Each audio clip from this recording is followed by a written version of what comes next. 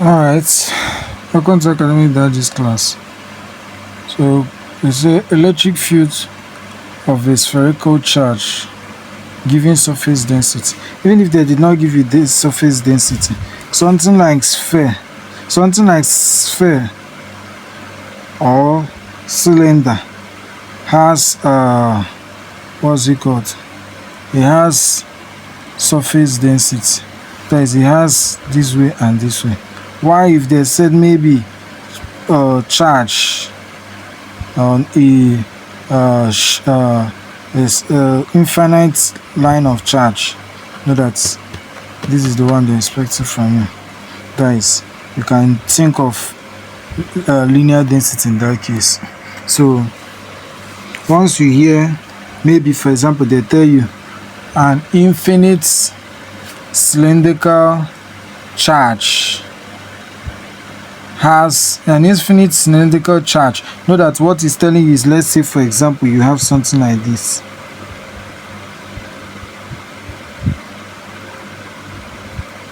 So at the end of the day, you still come and find the Gaussian surface, which is something like this, using cylinder. I seen it. So if it's something like a sphere now, so let's say they tell you to find electric field of a spherical charge given surface density. So it's more like I have this to be the sphere. Let's say this is the sphere now, and then let's say I have another of this somewhere here. So you see, so in this kind of case now, you say, okay, if that be the case, you can see that I have, for example, let's say this is from this end to this end, the radius r for this particular sphere that is carrying the charge. Let's say this is this extended sphere as you project it and all that.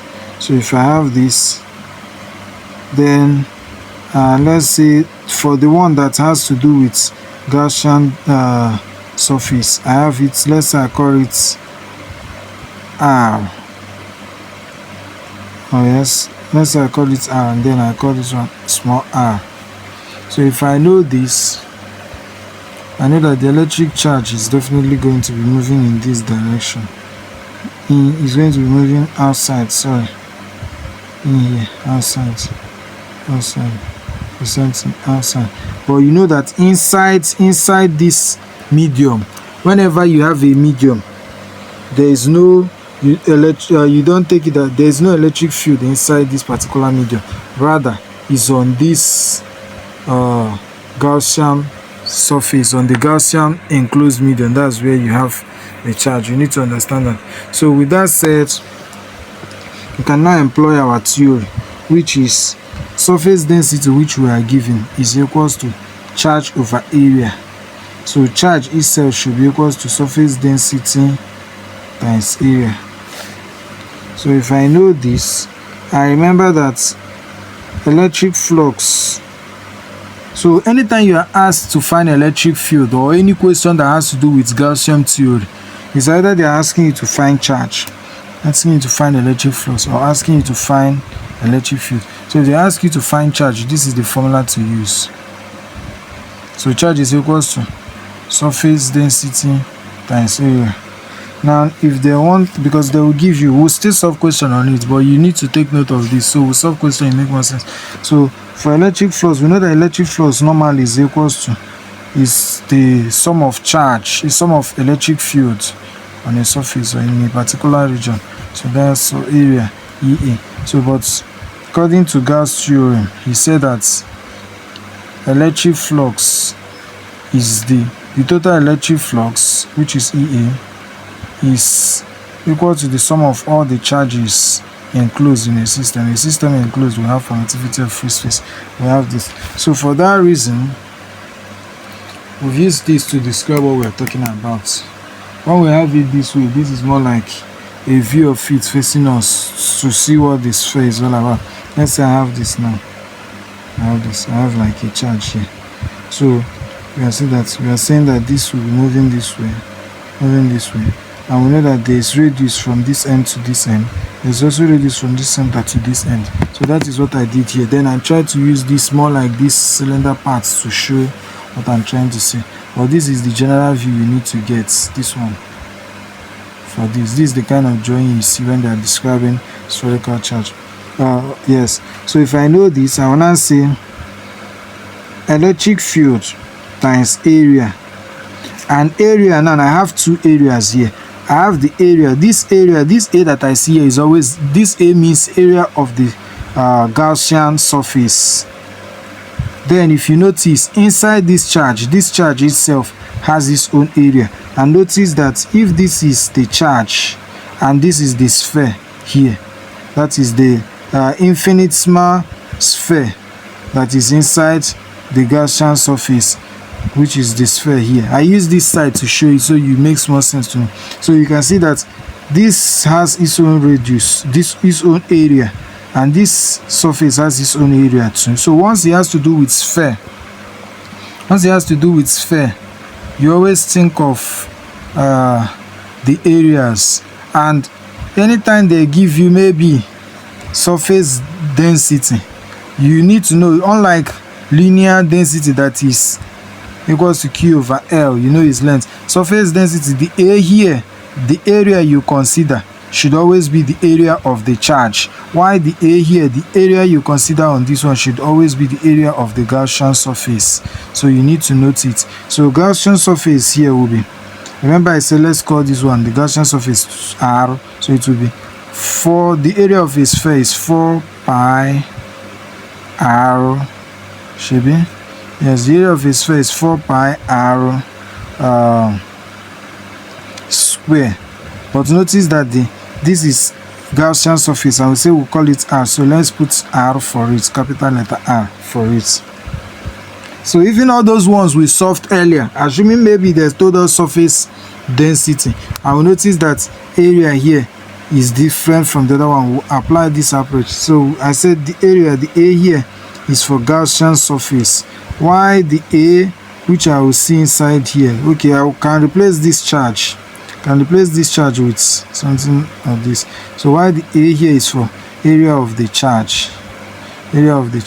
So if I remember that I can replace charge with surface density and area, I can now do it. So this is now equals to surface density, then area of the charge. This is also a sphere, this is a sphere, but we said that we'll call this the center, the smaller one. I say we'll call from this end to this end R, then the bigger, that is the Gaussian surface, call it R. So you can choose to call your own, this one R, call this one small r, no problem. So but the area of a sphere is going to be 4 pi, so R square. So I used small r to show you that this one is for part of the charge. So that one, so all over E naught. So if you do this way, you can see that 4 pi will cancel 4 pi. That's the only thing that can cancel. So I'm now left with E is equals to, trying to make E subject of the formula. You can now see that E is now equals to R square, that's this R square all over E naught. Then this one divided both sides by R square over R square. So you see it. So this thing is the same thing as saying E is equals to surface density R square all over E naught R square. But there's something I want you to notice from here, from this point at this junction, because you will see it in some textbooks and it might confuse you. This junction you have E 4 pi R square. I just want to pull it out to show you in case you see it in the textbook, so you know that is what they are saying. I have this, I have 4 pi R square here, then I have E naught. Now notice we said that this and this is our charge. Do you remember?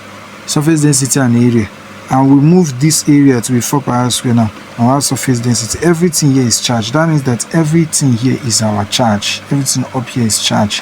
So if I replace this with Q all over E naught equals to E 4 pi R square. If I choose to divide both sides, by 4 pi r square, you see that this will be the same thing as saying E equals to Q all over 4 pi E naught r square. And if you remember, everything about this is our K, because there's 1 over this. So E is the same thing as saying equals to K Q. Let's use small q. It's always small q you use for Q. So E is equals to KQ all over R square. So R square, I used capital letter R. So but you see that's why it's always as if they normally cram this thing by doing, they will come and put this one which is the main radius of the charge as big R, put this one as small r. So let's say we do the same thing. If you like, start getting angry, getting confused, just change this to r.